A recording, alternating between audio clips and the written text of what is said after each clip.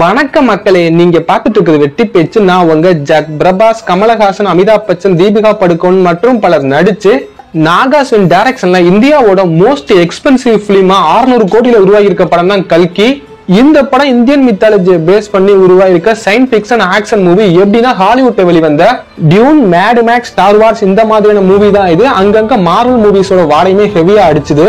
என்னதான் நிறைய Hollywood மூவிஸோட inspiration இந்த படத்துல இருந்தாலுமே இந்த படத்தோட கதை முற்றிலுமே இந்தியன் மித்தாலஜில இருந்து எடுக்கப்பட்ட கதை. இந்த படத்துக்கு மிகப்பெரிய எதிர்பார்ப்பு இருக்க நிலையில இந்த படம் ஜூன் 27 ரிலீஸ் ஆக போகுது. இப்போ இந்த படத்தோட ட்ரெய்லர் ரிலீஸ் பண்ணிருக்காங்க. அந்த ட்ரெய்லர் எப்படி இருக்கு, அதை பத்தின என்னோட வியூஸ் என்ன, தாட்ஸ் என்ன தான் இந்த வீடியோல பார்க்க போறோம். வாங்க வீடியோக்குள்ள போலாம்.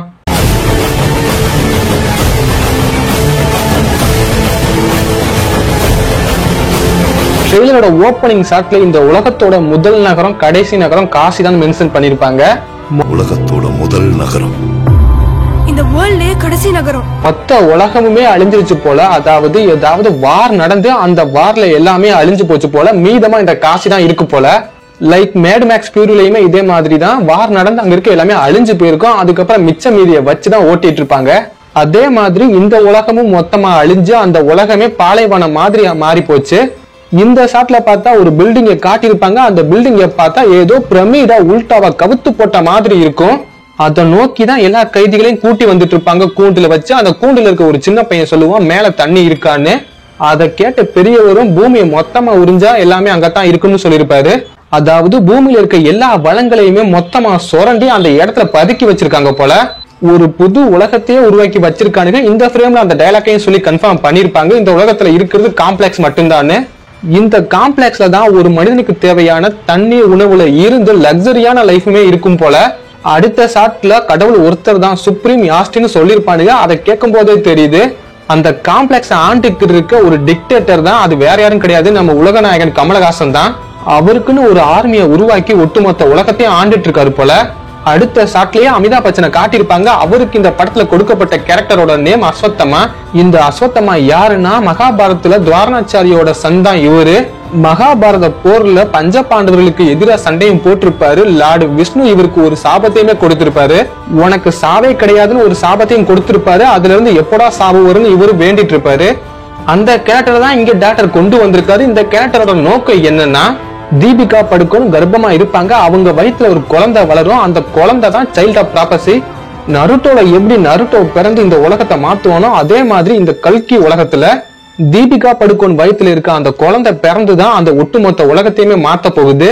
அதாவது யுகத்துல கலியுகம்னு ஒரு யுகம் இருக்கும். அந்த யுகம் ரொம்பவே மோசமான உலகம். கலியுகத்துல துன்பம், துயரம், கஷ்டம்னு மக்கள் ரொம்பவே கஷ்டப்படுவாங்க. மக்கள் கிட்ட மனித நேயங்கிறது ஒண்ணு சுத்தமா இருக்காது. சாப்பாட்டுக்கு கூட வழி இல்லாம பஞ்சத்துல வாடிட்டு இருப்பாங்க. இப்படி கொடூரமான யுகத்துல இருக்க போதான் விஷ்ணு 10வது அவதாரமா கல்கி அவதாரம் எடுத்து மக்களை காப்பாத்துவாரு. அப்படிதான் தீபிகா படுகோன் வயிற்றுல இருக்க அந்த குழந்தை பிறந்து வில்லன் கமலஹாசனோட ஆட்சியை முடிவுக்கு கொண்டு வர போகுது. சாட்டா சொல்லணும்னா தீபிகா படுகோன் வயிற்றுல மாடர்ன் டே விஷ்ணு தான் பிறக்க போறாரு. அந்த குழந்தைய பாதுகாக்கிறது கடமையா எடுத்துக்கிட்டு அதுக்கு காவலா தான் அவர் நிக்க போறாரு இந்த படம் முழுக்கவே. அவரோட தலையில இந்த ஸ்டோனையும் பார்த்திருப்போம். இந்த ஸ்டோனை பார்க்கும்போது மார்வல் இருக்க விஷன் ஞாபகம் தான் எனக்கு வந்துச்சு. இது எந்த மாதிரி பவர்ஸ் அவருக்கு தரப்போதுன்னு சரியா தெரியல. இதுக்கப்புறம் தான் இந்த படத்தோட ஹீரோ பிரபாஸ காட்டுறாங்க. அவரோட பேர் இந்த படத்துல பைரவா. அவர் கூட இந்த காருமே இருக்கும். அந்த கார்ல பாத்தீங்கன்னா ஒரு ஏஐ இருக்கும். அந்த ஏஐ பேரு புஜ்ஜி. இந்த புஜ்ஜிக்கு வாய்ஸ் அவர் கொடுத்தது யாருன்னா வேற யாரும் இல்ல, கீர்த்தி சுரேஷ் தான் கொடுத்திருக்காங்க. எப்படி அயன்மேனுக்கு ஜர்விஸ் இருக்குமோ அதே மாதிரி தான் இந்த படத்துல புஜ்ஜி நம்ம பிரபாஸுக்கு இருக்க போகுது.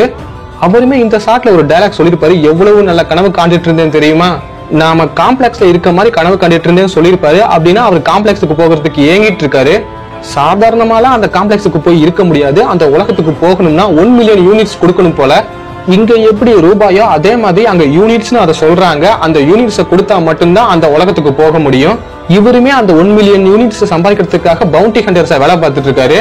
பவுண்டி ஹண்டர்னா பணத்துக்காக, அதாவது குற்றவாளி இல்லாட்டி இவங்களை எங்களுக்கு பிடிச்சு கொடுத்தா இவ்வளவு காசு தருவோம்னு கவர்மெண்ட் சொல்லியிருப்பாங்கல்ல, அப்படி கவர்மெண்ட் அனௌன்ஸ் பண்ணவங்களை உயிரோடவோ பெணமாவோ கொண்டு வரதுதான் பவுண்டி ஹண்டர்.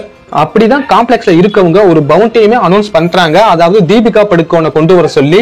அப்படி கொண்டு வரவங்களுக்கு தீபிகா படுகோன் தலைக்கு 1 மில்லியன் யூனிட்ஸ்னு விலையும் வைக்கிறாங்க. இந்த சந்தர்ப்பத்துக்காகத்தான் பிரபாஸுமே வெயிட் பண்ணிட்டு இருந்தாரு. ஆல்ரெடி அவர் காம்ப்ளெக்ஸுக்கு போகணும், அதுக்கு 1 மில்லியன் யூனிட்ஸ் வேணும்னு வெயிட் பண்ணிட்டு இருந்தாருல. இந்த பவுண்டியை அதுக்கு யூஸ் பண்ணிக்கலாம்னு தீபிகா படுகோனை தேடி போறாரு. போன இடத்துல தீபிகா படுகோனையுமே மீட் பண்ணிடுறாரு. ஆனா அங்கதான் காப்பான நம்ம அமிதாப் பச்சன் இருக்காருல்ல, அவளை தொடணும்னா என்ன தாண்டி தொடரா பாக்கலாம்னு சவால் விட இவங்க 2 பேருக்கும் அங்க சம்பவம் நடக்குது, சண்டை. மேபி அந்த சண்டையில அமிதாப் பச்சன் இறந்து போய் அதுக்கப்புறம் அந்த பொறுப்பை எடுத்துக்கிட்டு நம்ம பிரபாஸ் தீபிகா படுகோனை காக்கலாம். அப்படி இல்லைன்னா தீபிகா படுகோன் சைடு இருக்க நியாயத்தை புரிஞ்சுக்கிட்டு இவருமே அவங்களோட சைடு சேர்ந்துக்கிட்டு காம்ப்ளெக்ஸை எதிராக சண்டை போடலாம். இந்த ட்ரெய்லர் ஷாட்லயுமே ஒரு சீன்ல காட்டியிருப்பாங்க, இந்த காம்ப்ளெக்ஸுக்கு எதிராக சண்டை போட ஒரு போராளி கூட்டமே உருவான மாதிரி. அந்த போராளி கூட்டத்துல ஒருத்தர் தான் நம்ம பசுபதின்ற மாதிரி காட்டியிருக்காங்க. எனக்கு தெரிஞ்சு இந்த பார்ட்டோட கிளைமேக்ஸ் எதோட முடிப்பாங்கன்னா பிரபாஸுக்கும் அமிதாப் பச்சனுக்கும் சண்டை நடக்கும்னா அதோட முடிச்சிருவாங்கன்னு நினைக்கிறேன். அவங்களுக்கு சண்டை நடந்து முடிஞ்சதுக்கு அப்புறம் காம்ப்ளெக்ஸுக்கு எதிராக இவர் நிக்கிற மாதிரி முடிச்சு இந்த படத்தோட கிளைமேக்ஸை முடிச்சிருவாங்க. கிளைமேக்ஸ்ல நம்ம ஆண்டவரையும் காட்டியிருப்பாங்க. ஆண்டவரை பார்க்கும்போது லுக் பங்கமா இருந்துச்சு. எனக்கு இந்த லுக்கை பார்த்ததுமே மைண்டுக்கு ஸ்ட்ரைக் ஆனது நம்ம டெட்பூல் தான். டெட்பூலோட லுக்குமே எக்ஸாக்ட் இதே மாதிரி தான் இருக்கும். அதே மாதிரி லார்ட் ஆஃப் ரிங்ல இருக்க கோலமோட லுக்குமே இதே மாதிரி தான் இருக்கும். இந்த பேட்டர்ன்ல ஆண்டவரோட நெத்தியை பார்த்தா அந்த நெத்திலையுமே லைட் எரியுது, அவரோட நெத்திலையுமே அந்த ஸ்டோன் இருக்கு போல, அமிதாப் பச்சனுக்கு இருக்க ஸ்டோன் மாதிரியே.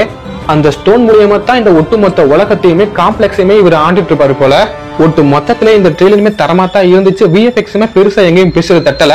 சும்மாவா 600 கோடியை வாரி இறைச்சிருக்கானுங்கள்ல, கண்டிப்பா தரமா தான் இருக்கும். இந்த படமாவது எப்படியாவது நம்ம பிரபாஸ்க்கு ஒரு கம்பேக் கொடுத்தா பரவாயில்ல. இந்த படத்தை பத்தி நீங்க என்ன நினைக்கிறீங்க அத கமெண்ட்ல சொல்லுங்க. இந்த வீடியோ பிடிச்சிருந்தா மறக்காம லைக் பண்ணிக்கோங்க. அடுத்து ஒரு நல்ல வீடியோ சந்திக்கும் வரை டட்டா பை பை, ஓட்டா.